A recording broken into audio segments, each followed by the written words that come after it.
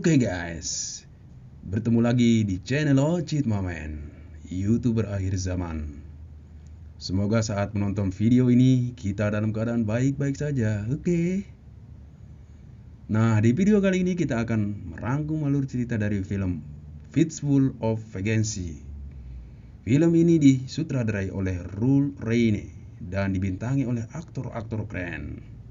Di antaranya ada aktor kenamaan Indonesia Iko Uwais sebagai Kai Jin atau Wu Assassin, Lewis Tan sebagai Lu Xin Li, Lawrence Kao sebagai Tommy Wah, Vertusi sebagai Zama Zulu, Francesca Corney sebagai Freya, dan masih banyak aktor ternama lainnya. Film ini merupakan lanjutan kisah dari serial Wu Assassin, dan tema yang diangkat kali ini tentang kekuatan supranatural, di mana Tommy, Kai, dan Lu sedang mencari pembunuh dari salah satu sahabatnya yang bernama Jenny. Pencariannya sampai ke kota Bangkok. Bagaimana kisah pencarian mereka? Langsung saja kita simak alur cerita yang berikut ini. Woi, YouTuber akhir zaman, woi.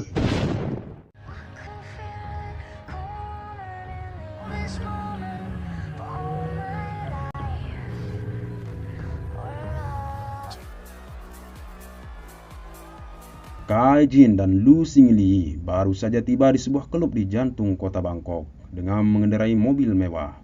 Mereka langsung masuk ke klub yang di dalamnya orang sedang asik berjoget hingga terlihat teler-teler. Sedang di tempat lain, Tommy Wah tengah menikmati minuman hangat bersama seorang wanita. Tommy menceritakan kepadanya tentang keluarganya yang terbunuh dengan sangat kejam, termasuk adiknya yang bernama Jenny. Kemudian pembunuh itu hilang begitu saja, namun masih meninggalkan petunjuk yang dapat mengarahkan mereka ke sana. Dimulai dari klub di Bangkok, dan atas alasan balas dendam itulah mereka merasa masih membutuhkan Wu Assassin. Di sini Tommy juga menjelaskan apa Wu Assassin itu setelah si cewek bertanya dengan penasaran. Sekitar setahun lalu, Tommy dan teman-temannya itu menikmati hidup di San Francisco, termasuk adiknya itu juga. Di sana, mereka tak sengaja bertemu roh prajurit berusia 10.000 tahun yang dibawa kembali ke bumi. Lalu, dia memberikan kekuatannya kepada Kai atau Iko Uwais. Kemudian dia pun menjadi Wu Assassin terakhir. Tommy pun menjelaskan kalau misi mereka adalah sebuah misi supranatural, dan itulah sekarang menjadi tugas mereka. Thing called the Tao. He's faster and stronger than any man. He calls himself Death's instrument. And your other friend?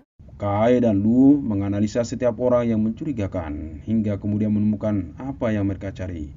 Jiangxi, makhluk penghisap Qi berwujud manusia gagah dengan menyedot Qi seorang perempuan.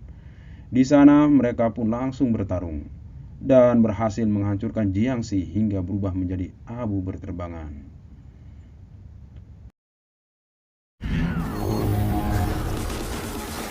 Sedang Tommy dan wanita itu telah berada di dalam sebuah mobil van dan menceritakan tujuan berada di Bangkok untuk menelusuri asal-usul material dari sepotong batu tua kuno.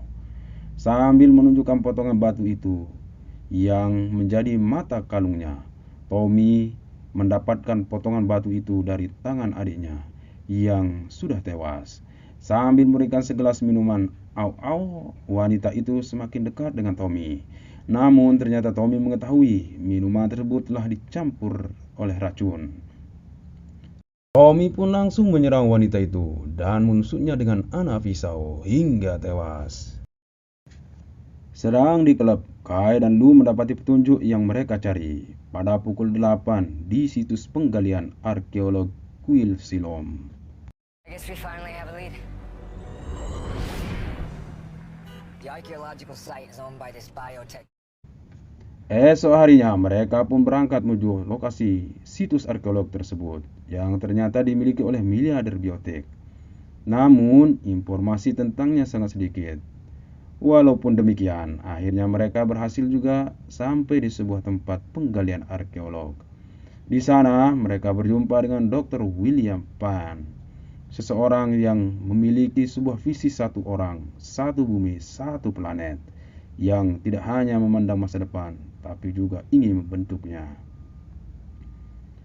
Sambil memperhatikan situs peninggalan, Dr. William menceritakan sejarah tentang Pandu, manusia pertama yang membentuk semesta dari kehampaan besar, menciptakan langit, bumi, dan lautan.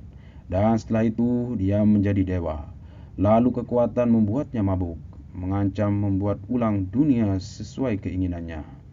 Namun Dao dalam kebijaksanaan surgawinya yang tak terbatas memanggil Wu Assassin pertama untuk menghabisi manusia pertama itu. Kemudian Yin dan Yang, kekacauan dan ketertiban. Selama ribuan tahun sebagai roh terus berselisih. Dr. William mengaku dia bukan wadah pertama, namun berkat Kai dia yang terakhir. Dengan dunia yang tak seimbang dan kacau, Dr. William mengaku bisa menyudahi perang tanpa akhir darinya. Dan suatu hari dia diserang hingga hampir tak berhasil selamat. Makanya kemudian memilih mundur agar aman. Sedangkan kembarannya terus menyebarkan kekacauan. Kembarnya itu bernama Ku An Ki, dikenal sebagai ratu kriminal di Bangkok. Bahkan mendunia menghabisi apapun yang mengancamnya. Dia menghisap Qi untuk membangun kekuatannya. Dia melakukannya pada Shaolin di Tiongkok, Druid di Irlandia, serta bulan lalu ke San Francisco. Dan ternyata Kuan Ki mencari Wu Assassin. Tetapi saat itu dia dihalangi oleh temannya, dan itulah Jenny yang dibunuh Kuan Ki. Dan Dr. William akan selalu dapat mengetahui perbuatan Kuan Ki karena selalu terhubung. Sebab itulah dia terus berhati-hati. Jika sekali saja dia membuka diri untuknya, maka Kuan Ki akan mendatanginya. Mereka kemudian diajak oleh Dr. William ke sebuah kuil. Dan ternyata ceritanya masih berlanjut. Ketika Jenny bertarung dengan Dr. William saat di San Francisco waktu itu, Jenny berhasil mengambil sebuah jimat darinya. Separuhnya masih berada di tangan Dr. William, dan sepotongnya lagi disimpan Tommy. Jimat itu adalah bagian dari esensi Dr. William dan Kuan Ki. Kuan Ki akan berusaha merebutnya kembali, sehingga Dr. William meminta mereka untuk mengirimkan Kuan Ki kepadanya. Sambil berlalu, Dr. William memberitahu mereka 2 hari lagi Kuan Ki akan bertemu ketua 5 triad di Hotel V untuk memperkuat basis kekuatannya. Hotel itu dijaga ketat oleh kamera yang terpasang di mana-mana. Senjata dilarang masuk. Kekuatan Dr. William terletak pada pikirannya, sedang kekuatan kembarannya terletak pada tubuhnya. Sebab itu, dia mampu mengetahui keinginan kembarannya tersebut. Tommy pun menyetujui untuk membawa Kuan Ki. Dan setelah itu, Dr. William meminta untuk diberikan kepadanya bersama dengan potongan jimat milik Tommy, untuk kemudian akan memulihkan kembali Pak Dao. We let it be broken, and I kill her. Untuk menjalankan rencananya, Tommy kemudian menghubungi seorang kenalannya yang kebetulan berada di Bangkok untuk mau membantunya dalam misi ini. Sedang di tempat lain, seorang Interpol perempuan bernama Zuma dari atas gedung memantau sekitaran hotel. Dia sedang mengintai pertemuan Kuan Ki dengan Triad karena terpantau sebagai teroris. Dia pun berhasil menangkap salah satu dari mereka dan menginterogasinya di sebuah gedung tua. Namun, karena tak mendapatkan informasi yang lebih detail, Zuma pun membunuhnya. The V Hotel tomorrow. Might wanna call in the cleaners. I thought he gave you... Mereka pun bertemu dengan Freya, kenalannya Tommy tersebut, di sebuah pasar ramai. Kemudian mendapat sedikit informasi tentang kekuatan Kuan Ki. Selanjutnya, Tommy meminta Freya untuk membelikannya beberapa benda yang dia tulis dalam selebar kertas sebagai persiapan untuk besok. Hari berikutnya pun tiba. Mereka mendatangi Hotel P melalui gerbang samping. Dari kejauhan, mereka dapat melihat kedatangan rombongan Kuan Ki sedang berada di pintu pemeriksaan. Setelah memasuki hotel, Tommy dan Freya lalu segera menyusul. Kemudian disusul lagi oleh Kai dan Lu. Tommy dan Freya berhasil menciptakan kegaduhan dengan sengaja membawa senjata plastik di dalam tasnya, yang mana alat X-ray membaca seperti senjata. Mereka berdua pun segera diringkus petugas hotel, lalu digelandang memasuki ruang pemeriksaan, sehingga kejadian itu menjadikan penjagaan pintu menjadi longgar. Kai dan Lu memanfaatkan situasi tersebut untuk melewati pintu pemeriksaan dan mereka berdua pun berhasil masuk. Zuma dari dalam van terus memantau setiap hal yang mencurigakan dari monitor CCTV dan menemukan Kai dan Lu yang tengah duduk di sofa lobi. Kemudian, tidak lama setelah itu, seluruh layar monitor mati secara tiba-tiba. Yang ternyata itu adalah ulah dari pria yang dengan hanya satu alat tombol tekan dapat mematikan semua CCTV.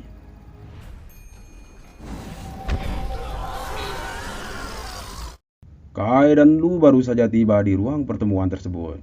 Namun, mereka mendapati bangkai manusia yang sudah hancur oleh ulah Kuan Ki. Zuma yang menyusul langsung saja menodong pistol. Dia mengira itu adalah perbuatan mereka. Kai berusaha menjelaskan jika itu bukanlah perbuatannya. Zuma tetap mendesaknya untuk mengaku. Namun ternyata Zuma dan Lu saling mengenal. Mereka memiliki masa lalu yang indah. Di sini tidak jelaskan kenapa mereka berpisah dulu. Zuma kemudian bergabung bersama mereka untuk menangkap Kuan Ki. Di luar hotel mereka dikepung oleh anak buah Kuan Ki. Karena terlalu banyak, akhirnya mereka pun kabur. Awalnya menaiki mobil van, tapi kejar-kejaran tetap terjadi.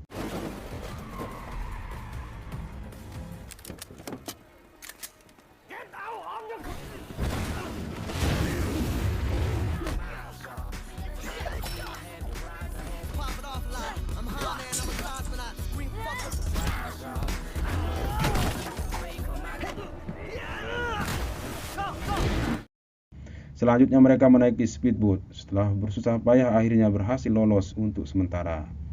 Mereka pun tiba di rumah seorang pria bernama Chatre, pamannya Prea. Dia cukup mengetahui tentang dunia supranatural. What's this? Magical protection.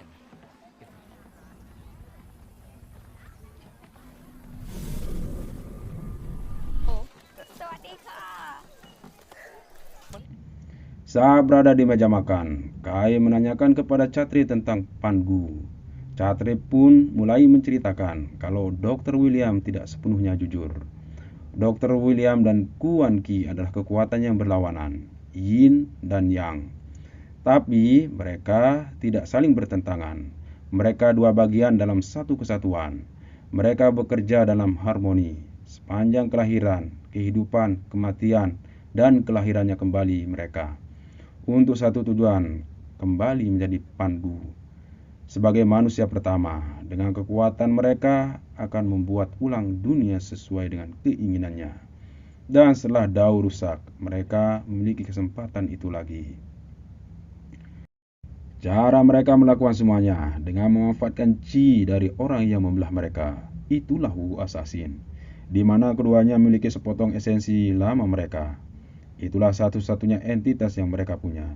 Ditempa dari batu kuil tempat mereka dibelah. Jika mereka bisa menanamkan Qi milik Kai dengan potongan itu akan bisa disatukan. Setelah cerita panjang itu, Tommy kemudian menunjukkan benda yang menjadi mata kalungnya. Dan dengan suasana hati yang acuh, dia meletakkan benda tersebut dengan kasar di atas meja, yang kemudian tiba-tiba meledak, membuat mereka langsung pada berteriak. Ternyata benda tersebut tidak dapat dihancurkan.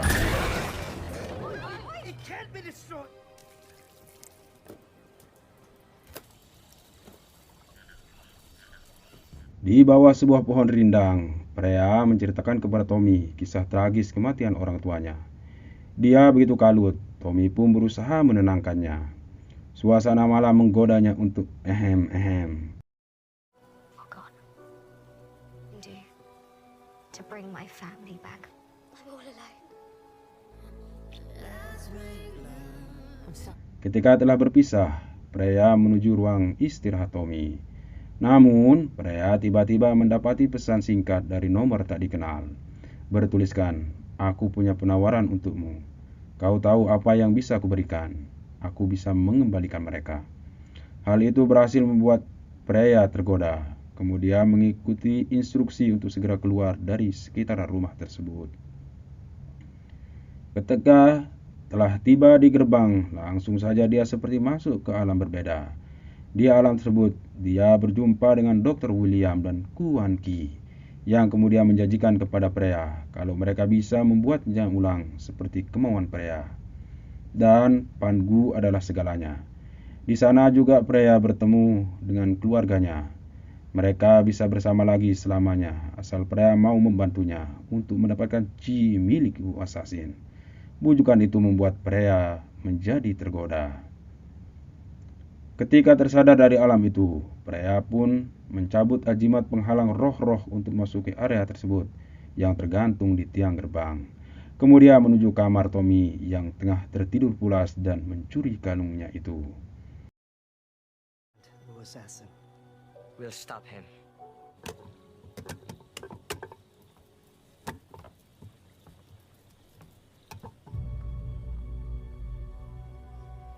Bersama dengan itu, anak buah Kuan Ki berhasil mengepung rumah tersebut. Sedang Freya juga berusaha menyerap energi Chi Wu Assassin dengan menempelkan batu ajimat itu ke kening Kai yang tengah tertidur di ayunan, namun gagal. Setelah itu terjadilah pertarungan. Kai, Lu, Tommy, dan Zuma mengejar Kuan Ki dan meninggalkan Paman Chatri sendirian untuk menghadapi anak buah Kuan Ki. Namun, karena jumlahnya terlalu banyak, Paman Chatri pun terbunuh.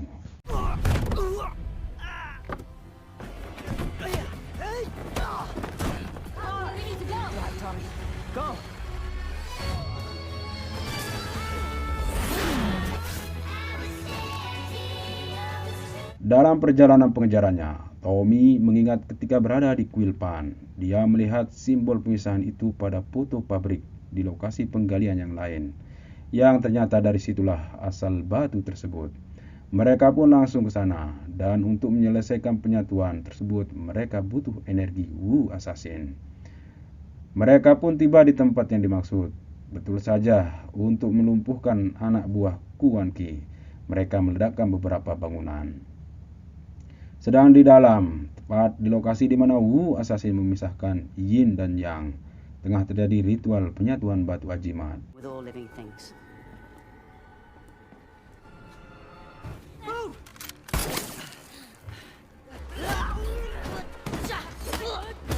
Kai tiba di tempat tersebut. Dr. William langsung menyerangnya dan menempelkan batu tersebut di kening Kai, dan Kai pun pingsan karena energinya tersedot. Kemudian batu itu disatukan. Seketika muncullah cahaya dari bawah tanah menciptakan lubang. Lalu Dr. William berubah menjadi manusia yang disebut Pangu, sambil berteriak mengaku dirinya sebagai manusia pertama yang dapat mengendalikan pikiran, tubuh, dan jiwa. Kai yang terbangun dari pingsan kemudian berusaha mengembalikan energinya. Dan benar saja, Pangu berhasil mengendalikan Lu, sehingga Kai dan Lu pun bertarung. Namun, karena Kai adalah Wu Assassin yang sangat kuat, akhirnya bisa menyadarkan Lu kembali dengan menggetok keningnya. Di sisi lain, Dr. William yang sekarang berwujud Pangu baru akan memasuki cahaya untuk kembali ke dalam lubang ajaib tersebut. Namun, dengan cekatan, Kai loncat ke lubang tersebut dengan bantuan tali yang terikat di sekitar lubang untuk menahannya. Awalnya Kai tersedot hingga ikut masuk ke dalam bawah tanah. Di sana dia bertarung dengan Dr. William. Kemudian disusul oleh Lu untuk membantunya. Dan mereka pun berhasil mengalahkan Dr. William.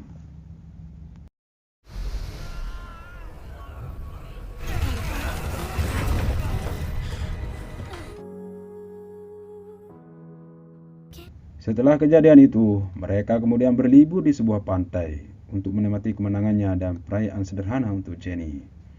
Di akhir cerita, mungkin seri film Wu Assassin akan berlanjut dengan musuh baru, yaitu Dukun Ilmu Hitam.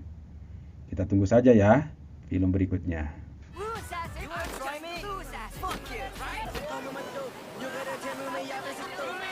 Terima kasih sudah menyimak rangkuman yang sudah saya bawakan. Mudahan Anda terhibur ya. Pesan yang dapat kita ambil, film Indonesia harus mendunia. Sampai jumpa.